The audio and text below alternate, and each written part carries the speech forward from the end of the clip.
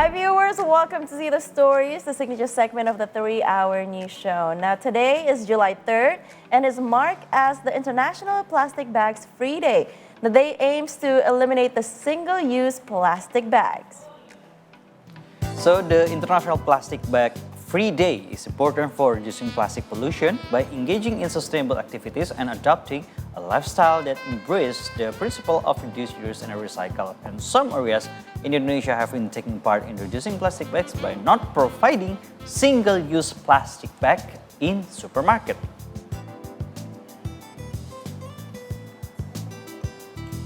So the Bye Plastic Bag community has came up with initiatives to reduce single-use plastic bags, and their efforts have resulted in the decision of a number of mini markets in Bali which no longer provide single-use plastic bags. And to know more about them, we are now connected with Melati Wijsen as the founder of Bye Plastic Bag and Youthtopia. Hello, Melati. Thanks for joining us. Thank you so much for having me on this International Plastic Bag Free Day. I'm happy to be here. Thank you once again. Now, Bye Plastic Bag was established back in 2013, right? If I'm not mistaken. And you were still so young back then. It's more than 10 years ago. 12 years old. Yes. I want to know more about what motivated you to create that movement.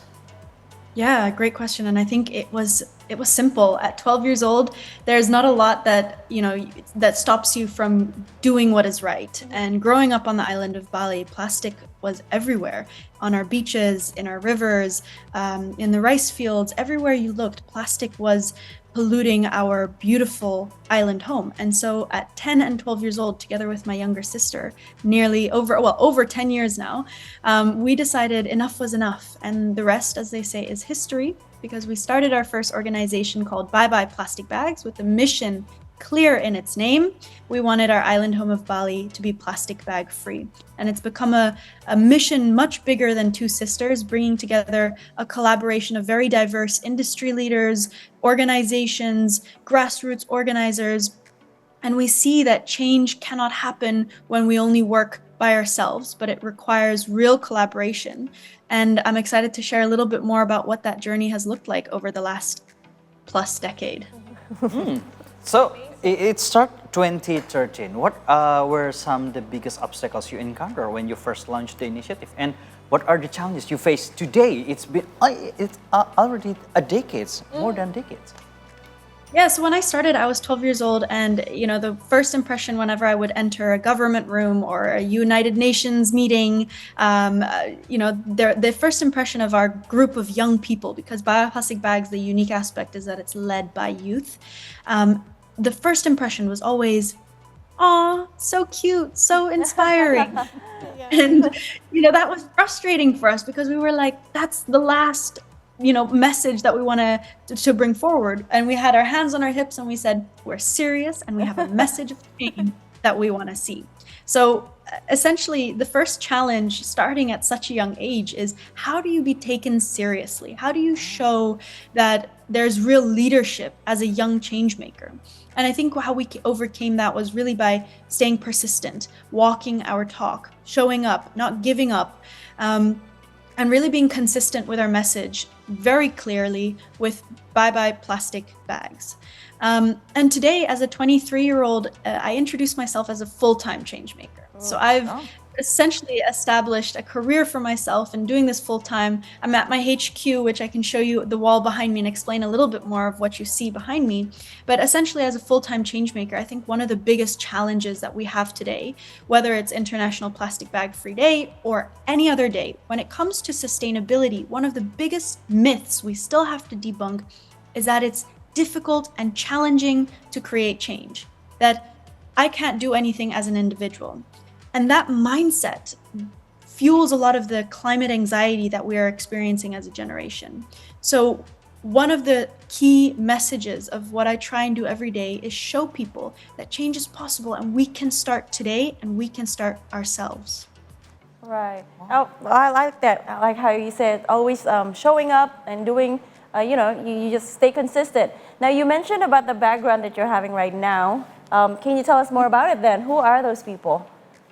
Yeah, of course. So after 10 years with bioplastic bags, I started to see a bigger vision of the youth-led change that I was talking about, that passion and energy of our generation, not to wait till we're older to create change. And so Youthtopia was born, this idea of a project to have a learning platform where we host different programs like master classes or workshops or mentorship by young people who have created change before. So these are other incredible youth from all around the world. I'll introduce you to some of them. Here you can see the wall goes on and on and on here at the HQ. We have over 300 circle of youth members at Youthtopia between the ages of 12 and 25 years old. And they have a track record of change. So what that says is that they've implemented really amazing projects. Mohammed Al-Junde from Syria, he created a school in the refugee camps in Lebanon. There's all these incredible people. Andini Makasinski, she's most known for her work inventing a flashlight that turns on with the warmth of your hand. We have here in Indonesia, Christina Suryani, founder of Kreasi, who turns plastic waste into jewelry and beautiful upcycled pieces of earrings and necklaces. So essentially what this wall is a really strong reminder and showcase that we are all change makers in our own ways. Whatever your strength is, your skill is, contribute and join the movement because we need you. Wow. It's amazing to see you grow from, an adorable 12-year-old to this young woman, 23-year-old change maker, full-time one. I still remember, a few years back when in Bali, the use of plastic bag is no longer allowed. And it's safe to say that it's because of you, because of your campaign, and also the collective efforts from the people behind you here in the country also. So could you please tell us a little bit more about it? How long did the campaign last before it finally came into effect? Like it's a result. The law.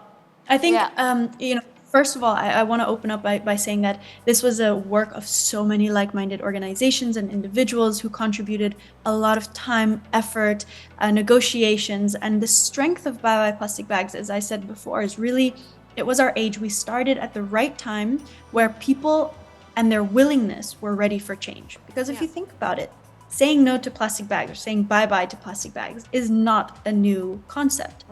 However, when it was led by a bunch of young children on the island, that made heads turn and everyone started to think, hang on a second, if these kids are saying it and they want to create change, why are we not doing it?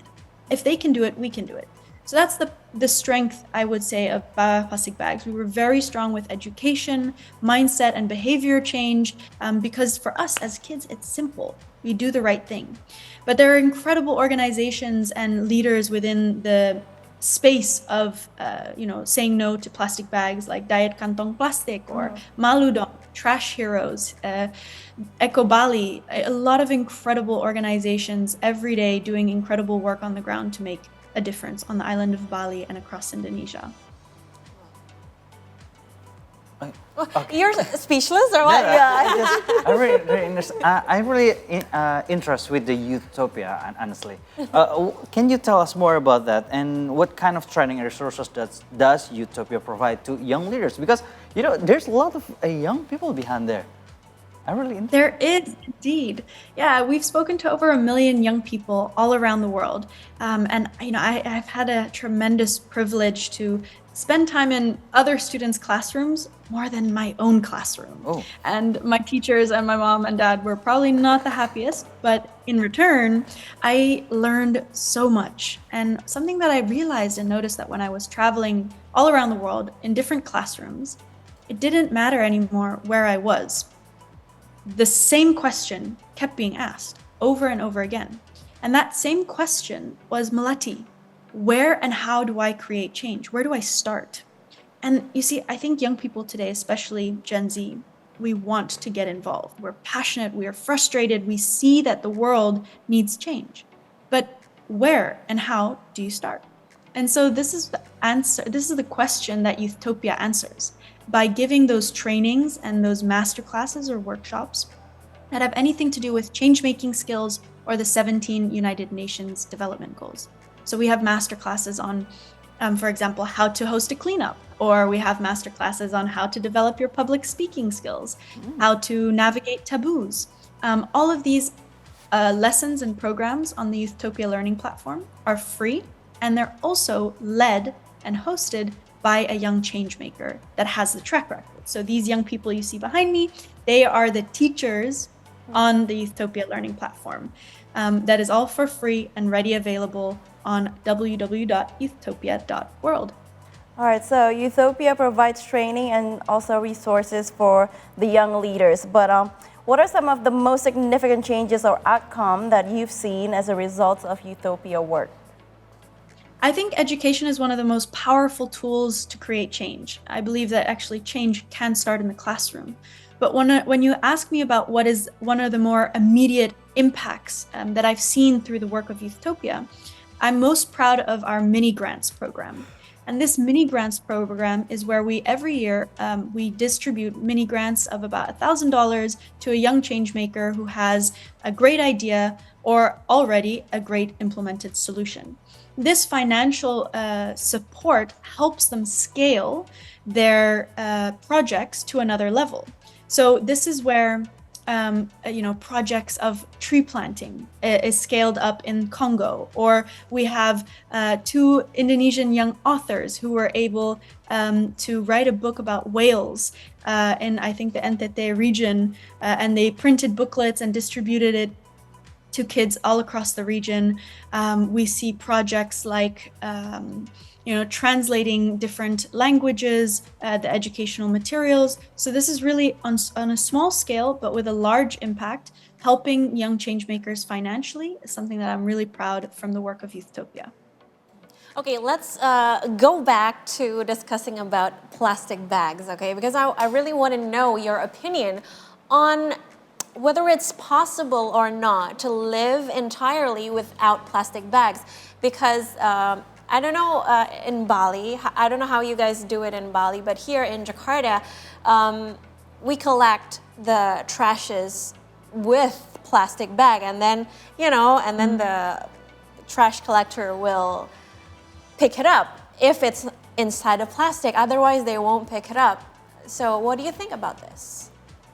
Yeah, it's a great question. And I think this is a debate that has been going on for far too long, because there's a lot of fear towards change, but also what this taps into, this very question, is it's structured systematically, because waste isn't just about plastic ending up in the environment, but it has everything to do with the production, the design, the systems of collection, of waste management, and proper separation. So there's a large spider web. And this is something that very quickly, at 10 and 12 years old even, me and my sister started to realize that saying bye-bye to plastic bags was just the first step, but it was a possible step. And that's the most important thing that I want everybody to remember on International Plastic Bag Free Day, that change is possible simply because when we look at the problem of plastic pollution, it's massive. Plastic straws, plastic bags, plastic sachets, plastic bottles. There's a lot of different single-use plastic items. So if we choose one to dedicate, to eradicate, imagine the impact that that can create. And also, the whole issue is the single-use element. It's this culture of take, make, waste that we have created without thinking about the consequences of after. What happens when we're done using it? Do we actually know where is away when we throw it away? And oftentimes that answer, especially here on an island like Bali, or if you go to Nusa Lembongan, Nusa Penida, away means the ocean, the rivers, the rice fields, the side of the streets. And so I think we really have to consider what are the changes that we can do as an individual, starting right now, saying no to plastic bags when I can, but then also look at a more systematic change that needs to happen where alternatives are being scaled and accessible to the larger community. Do you have any what can I say? Maybe a little design, maybe a draft, a design about how to change this big system. That since I was a little kid until today, the plastic is, I don't know, it's really convenience, especially for throwing the trash. Do you have ideas about how we change this system, maybe? I mean, I think there's a lot that I've learned from incredible organizations like Eco Bali, which is a private recycling center here on the island of Bali. We've got an incredible organization called the Plastic Exchange, where they actually create incentives to collect the plastic and then bring it for a reward and an exchange for other valuable materials like rice, sugar, oil. There's an incredible organization, Sungai Watch, that actually collects the river waste and turns it into more valuable material. Of course, on a larger scale as well, the ocean cleanup, using technology as a solution to create those better waste collection systems. So there's a lot out there. I think it's not a matter of technology or innovation or waiting for people to change, but it's really that political willingness to implement a lot of the innovation that already exists. How can we scale those startup organizations that I mentioned, led by incredible, good-hearted organizers from the community, and just make that a general norm across how we interact with a material like plastic? Okay, now Melati, how do you think International Plastic Bag Free Day has helped to raise global awareness and encourage action against plastic pollution? Well, I think, World Days, whether it's International Plastic Bag Free Day, World Oceans Day, World Environment Day, what these days do is generally create an awareness at a mass scale where everyone takes a moment out of their day to think about a very large issue that perhaps on a day-to-day you don't pay much attention to. So I think there's real value in having that collective space and awakening of saying, okay, today is a moment to reflect on our use of plastic bags. We have to educate ourselves, learn about the topic, and then question, what can we do about it? So I think that's the power of what these days do. They bring attention to topics that we don't every day pay attention to, and that's okay, because it might also be a little overwhelming if we're thinking about these big issues all the time. And that's the power of these days.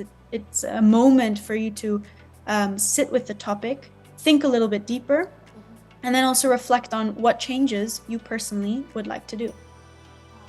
I've got no more question regarding the organization or the campaigns.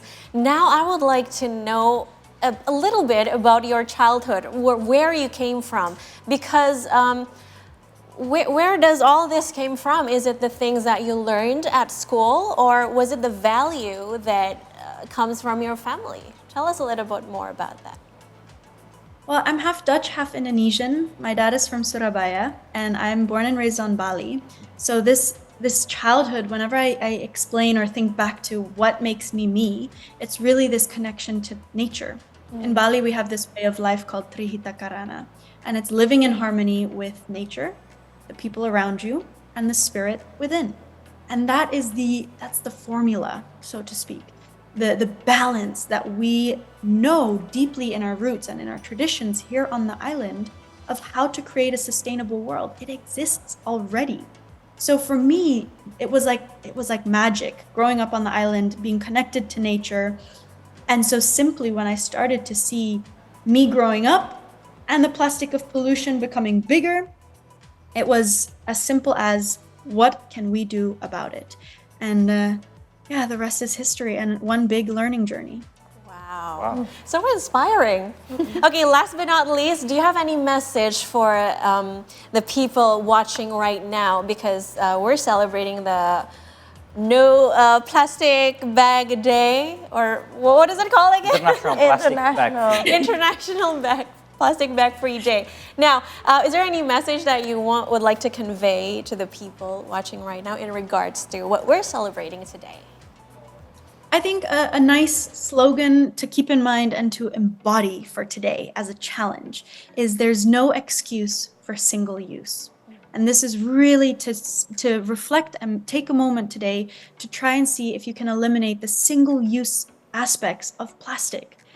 Do we really need it this one time? Or can we try and see the changes we can bring in our tote bags or a lifetime bag, for example, or your hands. In that moment, if we're able to do, the difference that we make is tremendous. And lastly, the message that I want to convey in a more general tone is that, again, these days of World International Day of Plastic Bags is the beginning. See it as an invitation to continue your journey as a change maker, because at the end of the day, we are all change makers, just like the young change makers you see on this wall, inventing schools, technologies, leading with their cameras and taking beautiful wildlife photos to tell stories. Each one of us has a unique skill set. So this is your invitation to be part of the change and join the movement. Wow. Okay, first up, no excuse for single-use plastic. And the second one is each of us is a change maker in our own way. Wow. Thank you so much, Melati Wijsen, for being with us today and sharing all of your insights. It's really Thank you inspiring. so much. Thank you. Have a lovely Bye-bye. Bye.